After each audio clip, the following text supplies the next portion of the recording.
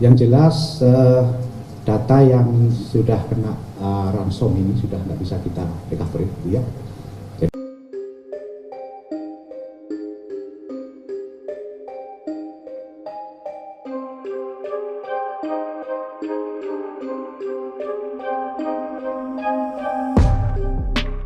Baik rekan-rekan media yang saya hormati, mohon izin Pak Kepala, kami ingin menyampaikan upaya-upaya yang dilakukan oleh Telkom dalam merecovery gangguan oleh ransomware ya, yang terjadi di PDNS 2 Surabaya. Jadi teman-teman, ini menyambung press release yang lalu. Jadi sebetulnya kita punya ekosistem itu ada PDNS 1 yang di Serpong, kemudian ada PDNS 2 yang di Surabaya, dan ada cold storage di Batam, gitu ya. Jadi yang diserang oleh ransomware adalah yang PDNS 2. Jadi PDNS 1 dan 2 ini kira-kira load tenannya separuh-separuh gitu ya. Jadi kita masih punya ekosistem tenan separuh di PDNS 1 yang sekarang masih aktif dan mulai kita hardening lagi untuk security-nya. Kemudian yang kedua rekan-rekan, kita sejak kejadian sampai dengan hari ini kita diasistensi oleh BSSN dan kerjasama dengan semua yang terkait gitu ya, tentu dengan Kominfo, kemudian dengan para Tena, dengan Bareskrim. Kita berupaya keras untuk melakukan recovery dengan resource yang kita miliki. Yang jelas data yang sudah kena ransom ini sudah nggak bisa kita recovery, gitu ya. Jadi kita menggunakan sumber daya yang masih kita miliki. Yang nomor satu, kita mengidentifikasi ada tenan-tenan yang masih memiliki backup ya, di lokasi Surabaya maupun yang ada di lokasi Batam. Jadi kira-kira jumlah 44 tenan. Jadi ini kita masukkan sebagai recovery stage 1 gitu ya. Jadi kita kontak, kemudian kita klarifikasi dengan para tenan dan mulai kita upayakan untuk bisa kita aktifkan layanannya, tentu melalui medium temporer ya. Jadi kita punya 2 medium temporer di PDN 1 dan 1 media lain yang kita siapkan untuk mengaktifkan temporary. Kemudian kita juga sudah mengkontak seluruh tenan yang terdampak di PDNS 2.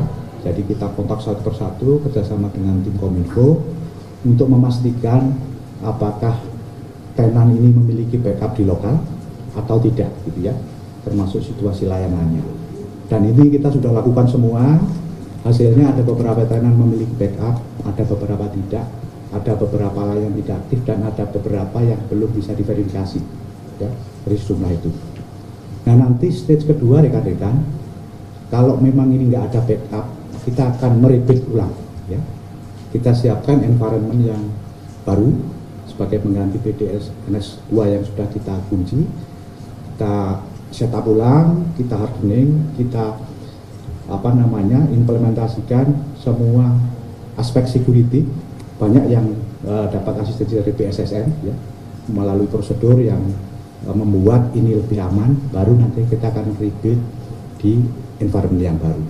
Yang nomor satu, kita sedang menstratifikasi. Tadi disebutkan Pak Osman ada 5 yang aktif ya. Sebagian memang mereka punya backup sendiri di premises mereka seperti imigrasi, masih punya backup di lokasi, dan yang 4 sisanya lagi.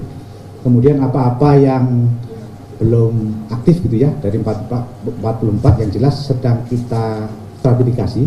Tapi pesan dari Bapak Menteri bahwa dahulukan layanan-layanan publik itu nanti yang menjadi prioritas untuk diaktifkan gitu ya. Kemudian pertanyaan yang kedua, bisa diulang Mas? Apakah ada human error gitu Pak? Nah, pegawai yang mengklik link tidak jelas? Nah ini masih merupakan bagian dari audit forensik yang dilakukan oleh BSSN. Nanti pada saatnya pasti bisa kita temukan, tapi yang jelas sudah pasti ini ransomware ya. Ransomware yang memang dari tahun ke tahun attack-nya semakin meningkat. Demikian, terima kasih Mas. Jadi tidak bisa dijelaskan ini Pak, layanan apa pajak atau keuangan atau apa gitu Pak? Yang masih belum. Ya tadi angkanya lah kita sebutkan ya. Jadi ada dari kementerian dan lembaga di pusat, kemudian ada pemerintah daerah, provinsi, kota, kabupaten. Tadi yang ini nomor 2 dulu ya. Oke, silakan. Selamat sore Pak, saya Adi dari Depik. Mau nanya Pak, kemarin kan sempat di siaran persnya bilang kalau Windows Defender-nya sempat tidak aktif ya Pak. Kan Windows Defender itu umumnya digunakan untuk personal ya Pak. Apakah memang cukup untuk mengamankan sekelas server yang amat penting itu untuk menggunakan Windows Defender? Apakah ada penggunaan sistem yang lain untuk keamanannya? Kemudian yang kedua, dengan menggunakan Windows Defender itu kan artinya Pusat Data Nasional memakai Windows ya Pak. Banyak orang yang menilai bahwa Windows itu tidak aman untuk sebuah server gitu, lebih aman untuk Linux.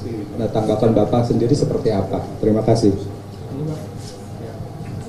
Oke, baik rekan-rekan, yang pertanyaan terkait dengan Windows Defender ya, terserang ini banyak aspek yang masih kita sisir gitu ya, sebetulnya mana yang proper, mana yang tidak. Jadi mohon maaf saya belum bisa menyampaikan secara detail mana-mana yang ini proper, mana yang tidak, tapi secara keseluruhan nanti akan merupakan bagian dari audit forensik gitu ya, menyangkut tata kelola, kemudian menyangkut tool-tool yang memang harus diimplementasikan dan lain-lain. Demikian Mas. Selain Windows Defender ada sistem keamanan lain nggak Pak yang dipakai?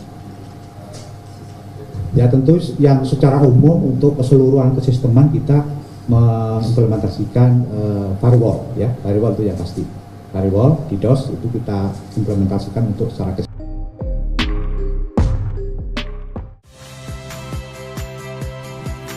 Saya Valeria Bella. Saksikan program-program Kompas TV melalui siaran digital, pay TV, dan media streaming lainnya. Kompas TV, independen, terpercaya.